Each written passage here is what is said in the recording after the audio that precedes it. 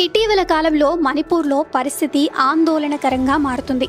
Olympic medal విజేత marry come తమ రాష్ట్రం తగలబడిపోతోందని, తమకు సాయం చేయాలని కేంద్ర హోంమంత్రికి, ప్రధానమంత్రి నరేంద్ర మోదీ గారికి ట్విట్టర్ వేదికగా వేడుకునేంత విధంగా ఉద్రిక్తత నెలకొనడంతో వాటి సంబంధిత ఫోటోస్ అండ్ వీడియోస్ రెట్టింట చక్కర్లు కొడుతున్నాయి. ఈ నేపథ్యంలో అసలు మణిపూర్ ఉద్రిక్తతకు అసలు కారణం ఏమిటి అనే ప్రశ్నకు సమాధానం కావాలంటే ముందుగా ఆ రాష్ట్రం యొక్క సామాజిక పరిస్థితులను అర్థం చేసుకోవాలి. మణిపూర్ జనాభా 30 నుంచి 40 లక్షలుంటుంది. ఈ రాష్ట్రంలో మొయితే, నాగా, కూకీ అనే 3 ప్రధాన కులాలున్నాయి. భౌగోళిక పరిస్థితుల మేర చూస్తే మణిపూర్ ఒక ఫుట్బాల్ స్టేడియంగా భావించి చూస్తే అందులో సరిగ్గా మధ్యలో ఇంఫాల్ లోయ ప్రాంతం ఉంటుంది. ఈ స్టేడియంకి గ్యాలరీస్ లాగా చుట్టూ పర్వతాలుంటాయి. మెయితే వర్గం ప్రజలు ఎక్కువగా ఈ ఇంఫాల్ లోయలో స్థిరపడ్డారు. మొత్తం రాష్ట్రం భూభాగంలో ఒక 10% భూమిని వీరు శాసిస్తున్నారు. చాలా కాలంగా ఈ మొయితే వర్గం వారికి ఎస్టీ స్టేటస్ హోదా కల్పించాలని, తద్వారా వీరికి రాష్ట్రంలో భూములను కొనుక్కోగలిగే స్వేచ్ఛ లభిస్తుందని, 1949 కన్నా ముందు కాలంలో వీరికి షెడ్యూల్ ట్రైబ్స్గా గుర్తింపు ఉండేదనే వాదాన్ని కూడా తెరపైకి తీసుకువచ్చారు.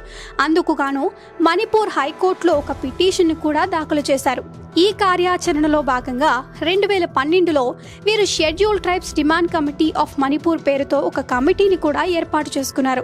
వీరు డిమాండ్ చేస్తున్న ప్రతిపాదికకు రాజ్యాంగ భద్రత కూడా ఉండాలని ఈ కమిటీ చెబుతుంది.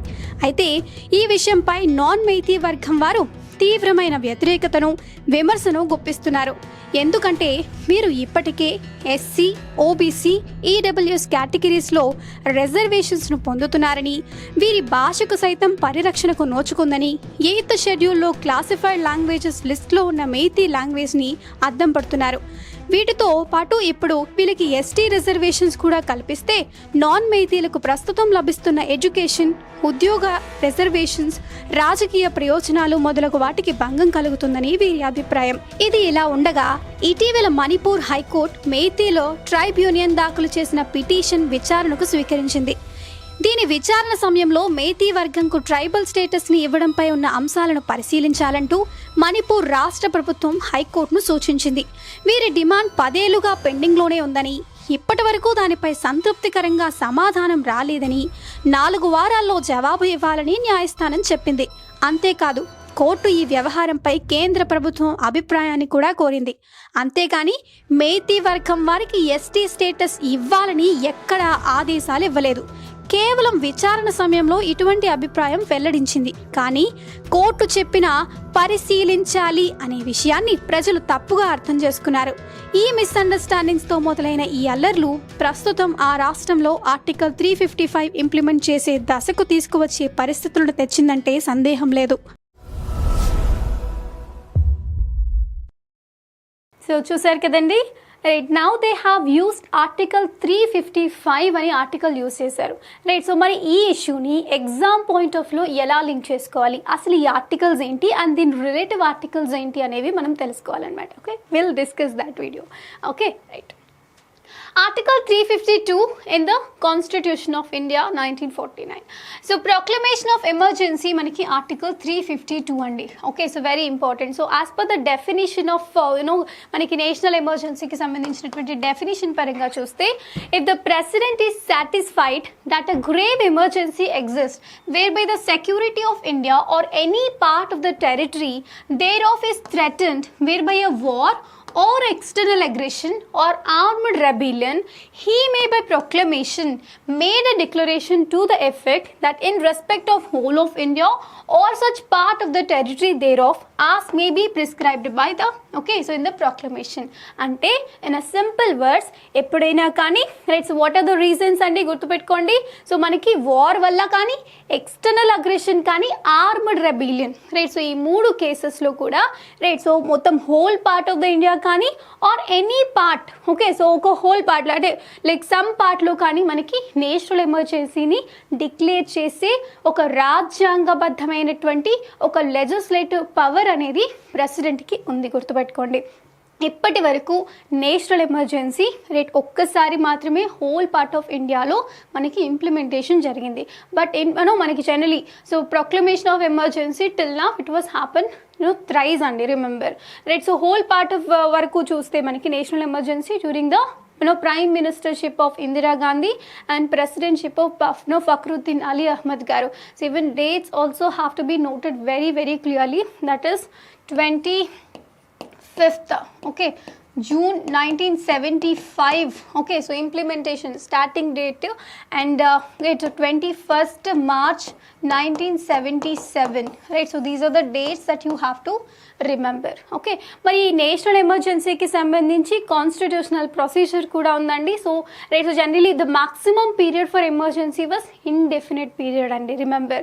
బట్ ఫర్ ఎవ్రీ 6 months మనకి క్యాబినెట్ అప్రూవల్ అనేది ఉండాలి. Even when they amended, so అంటే వెన్ దే స్టార్ట్ ప్రొక్లమేషన్ మనకి ఈవెన్ ప్రైమ్ మినిస్టర్ చెప్పేస్తే కుదరదు.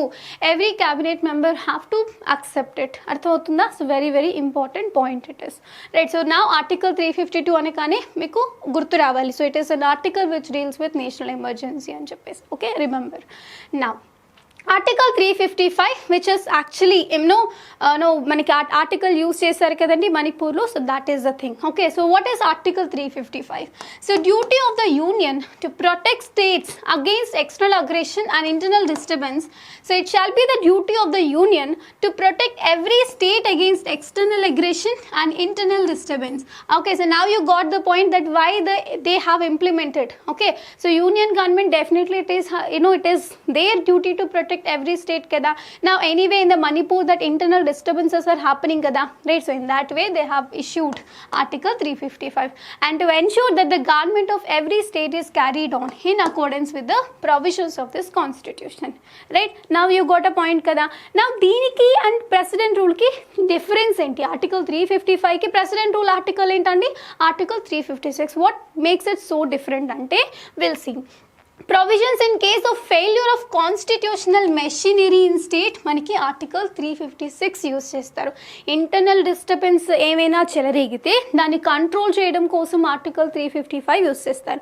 సాధారణంగా ప్రెసిడెంట్ రూల్కి ఇంపోజ్ చేసే ముందు మనకి ఆర్టికల్ 355 ఇంప్లిమెంటేషన్లోకి వస్తుంది అనమాట. బికాస్ లా అండ్ ఆర్డర్ అంతా బ్రేక్ అయిపోతుంది, ఈవెన్ ఇంటర్నల్ డిస్టర్బెన్సెస్ కూడా వస్తూ ఉంటాయి, రైట్. సో అలాంటి విభాగంలో మనకి ఆర్టికల్ 355 యూజ్ చేస్తారు, రైట్. నా ఇక్కడ మనకి కాన్స్టిట్యూషన్ మొత్తం ఫెయిల్ అయిపోయింది, constitutional machinery law and order పూర్తిగా మనకి హ్యాండ్ ఓవర్లో లేదు అన్నప్పుడు నౌ దే యూస్ ఆర్టికల్ 356 అండి.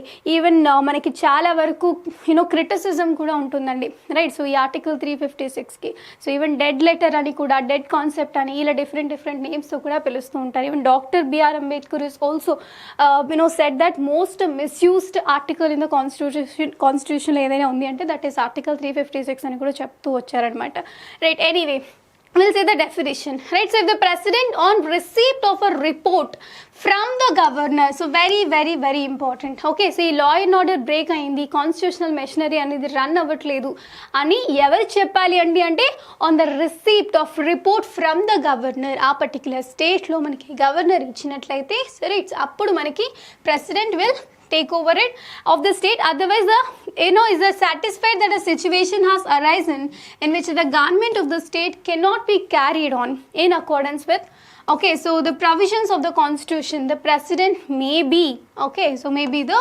proclamation head anamata. arthavutunda, right. So alanti situation lo so president manaki even governor request unnappudu and president fine chesinappudu kuda manaki so article 356 implementation loki vastundane vishayam gurtu pettukondi. Now we'll see article 360. Anyway emergency vishayame kada. So financial emergency article ఏంటండి? article 360. Article 360 అనేది మనకి financial emergency గురించి చెప్తుంది. You will see the definition. If the president is satisfied that a situation has arisen whereby financial stability or credit of India or any part of the territory thereof is threatened, he may by a proclamation make a declaration to that effect. Fiscal deficit ఉండడం వేరండి. It's ultimately so proper అసలు ఇంకా imbalance వచ్చేసి financial emergency situation వరకు అయితే India ఇప్పటి వరకు రాలేదు. ఫినాన్షియల్ ఎమర్జెన్సీ ఇప్పటి వరకు ఇంప్లిమెంటేషన్ అవ్వలేదండి, అసలు ఇంపోజ్ చేయలేదు. ఓకే, సో అలాంటి పరిస్థితులు వచ్చినప్పటికీ కూడా మనకి even they have chosen economic reforms కానీ రైట్. సో ఫినాన్షియల్ ఎమర్జెన్సీ అయితే ఇంప్లిమెంటేషన్లోకి రాలేదు. Okay, right. So these are the important topics with respect to anyway Manipur ఇష్యూకి సంబంధించినటువంటి పాలిటీ రిలేటెడ్ ఆస్పెక్ట్స్ అనమాట. ఓకేనా? So I thought like you got a kind of overview with respect to Manipur issue, right? So this is all for the day, Andy. Thank you so much. Have a wonderful day ahead.